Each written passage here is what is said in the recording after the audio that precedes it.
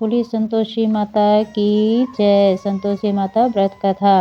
एक बुढ़िया थी जिसके 7 बेटे थे। उनमें से 6 कमाने वाला था और एक निकम्मा था। वह बुढ़िया उन 6 को अच्छी रसोई बनाकर बड़े प्रेम से खिलाती, पर 7वें को बचा कुचा जूठा खिलाती थी। परंतु वह भोला था, अतः मन में कुछ भी विचार नहीं करता था। एक दिन वह अपनी पत्नी से बोला, देखो मेरी माता को मुझसे कितना प्रेम है।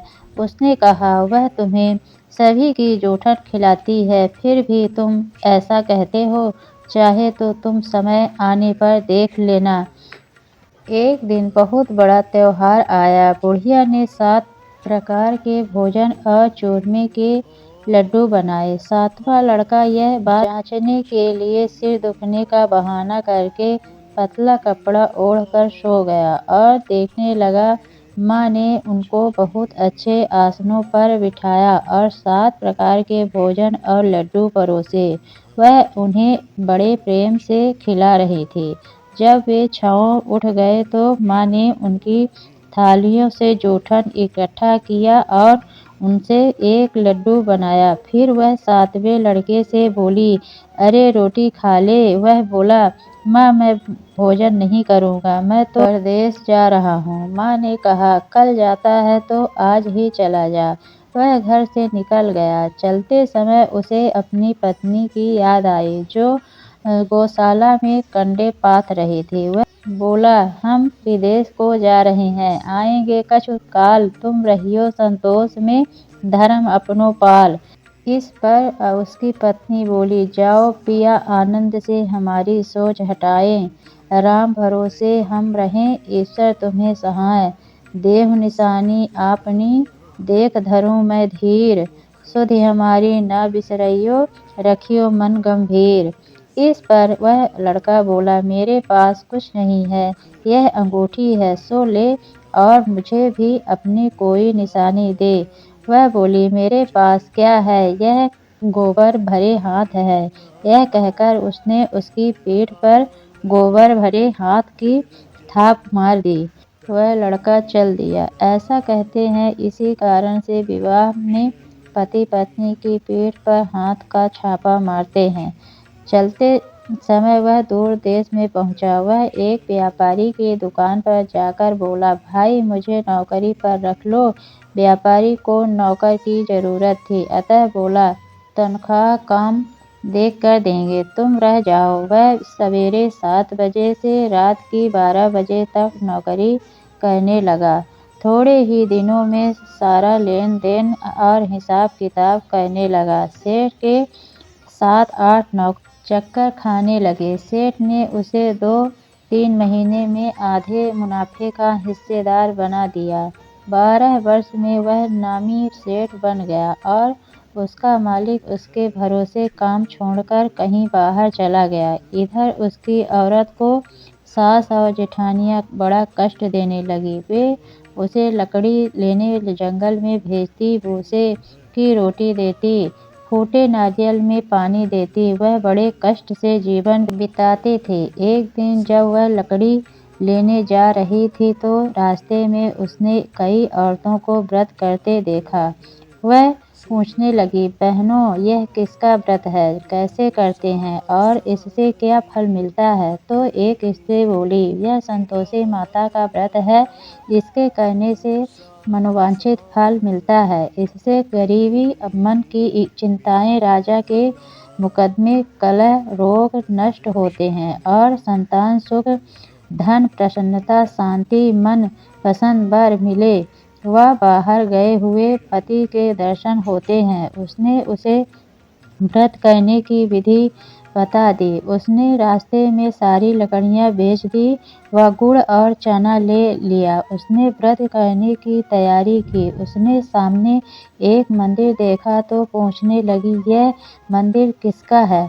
वह कहने लगे, यह संतोषी माता का मंदिर है। वह मंदिर में गई और माता के चरणों में लौटने लगी।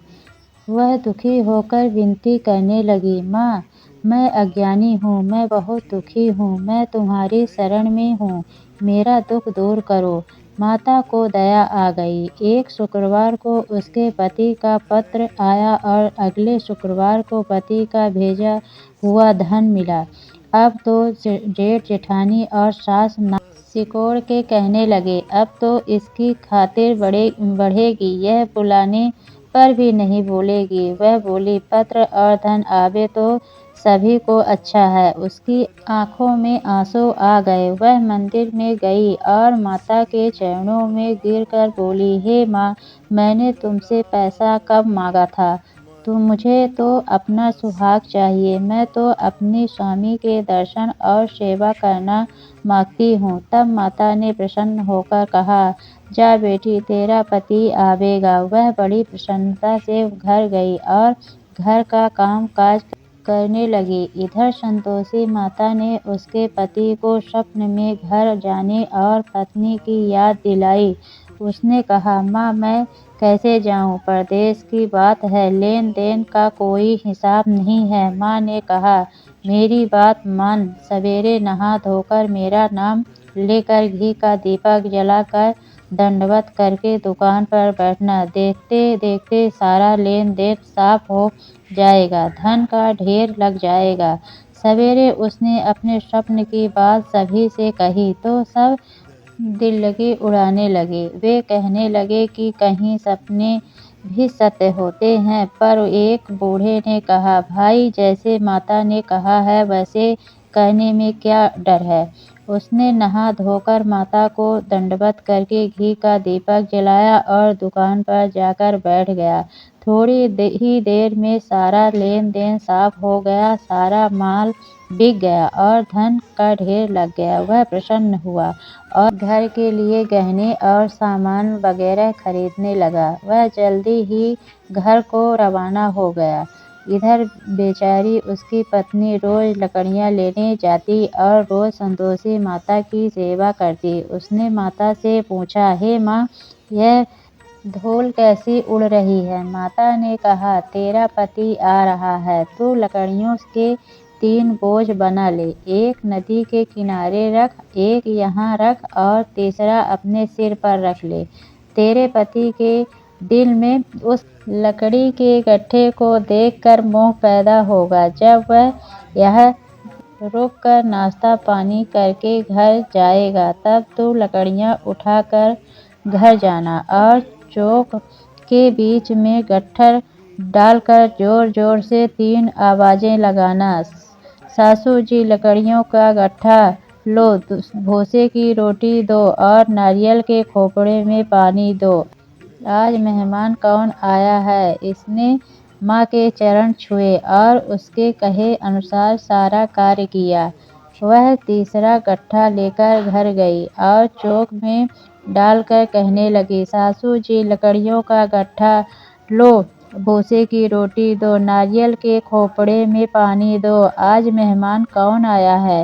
यह सुनकर सास बाहर आकर कपट भरे वचनों से उसने दिए हुए कष्टों को भुलाने ले लिए। कहने लगी, बेटी, तेरा पति आया है, आ मीठा भात और भोजन कर और गहने कपड़े पहन। अपनी माँ के ऐसे वचन सुनकर उसका पति बाहर आया और अपनी पत्नी के हाथ में अंगूठी देखकर व्याकुल हो उठा। उसने पूछा, यह कौन है? माँ ने कहा, यह तेरी बहू है। आज 12 वर्ष हो गए। यह दिन भर घूमती फिरती है, काम काज करती नहीं है, तुझे देखकर नखरे करती है। यह बोला, ठीक है, मैंने तुझे इसे देख लिया है, अब मुझे दूसरे घर की चाबी दे दो, मैं इसमें रहूँगा। माँ ने कहा, ठीक है, जैसी तेरी मर्जी, और इनसे चाबियों का गुच्छा पटक दिया। उसने अपना सामान तीसरी मंजिल के ऊपर के कमरे में रख दिया। एक ही दिन में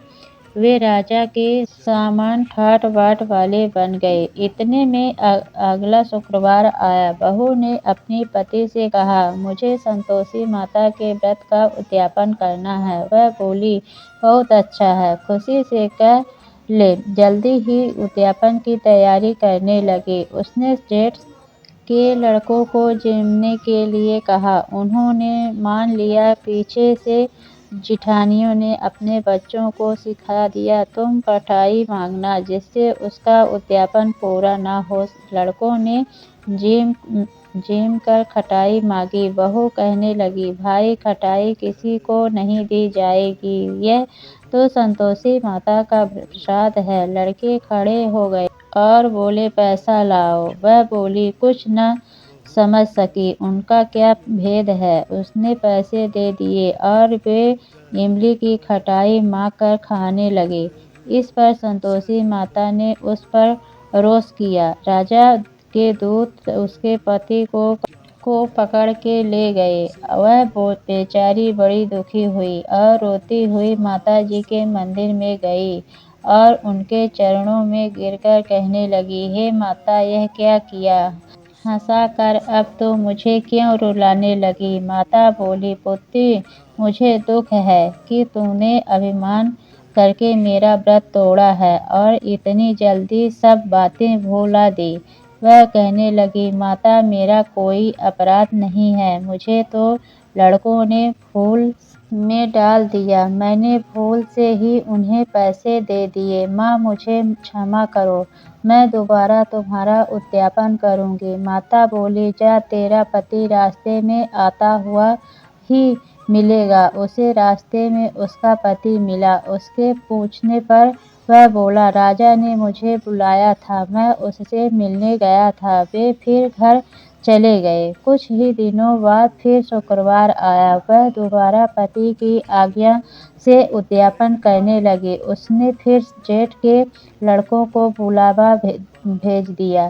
जेठानी ने फिर वही बात सिखा दी। लड़के भोजन की बात वह फिर खटाई मांगने लगे। उसने कहा, खटाई कुछ भी नहीं मिलेगी, आना हो तो आओ।